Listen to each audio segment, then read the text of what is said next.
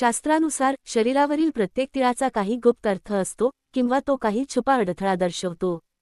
पायावरील तीळ प्रवासाची शक्यता दर्शवतो, हातावरील तीळ विशेष कौशल्य किंवा नशीब सुचवतो, तर पाठीवरील तीळ काही प्रकारचे ओझे दर्शवतो. 1. माथ्यावरील तीळ. माथ्याच्या उजव्या बाजूला तीळ असेल तर व्यक्ती राजकारणात पुढे जाते. तीळ लाल किंवा हिरवा असेल तर व्यक्ती मंत्री बनते. तो कोणत्याही समाजाचा किंवा व्यावसायिक संघटनेचा अध्यक्ष देखील असू शकतो.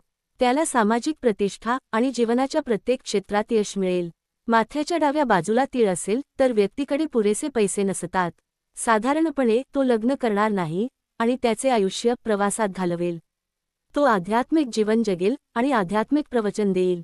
तसेच याला साहित्यातही रस असेल. माथ्याच्या मागच्या बाजूला असलेला तीळ स्त्रीच्या कमजोरीचे दर्शक आहे. अशी व्यक्ती आपल्या पत्नीशी खूप संलग्न असते. तो जास्त पैसे कमवेल पण समाजात त्याचे नाव चांगले होणार नाही.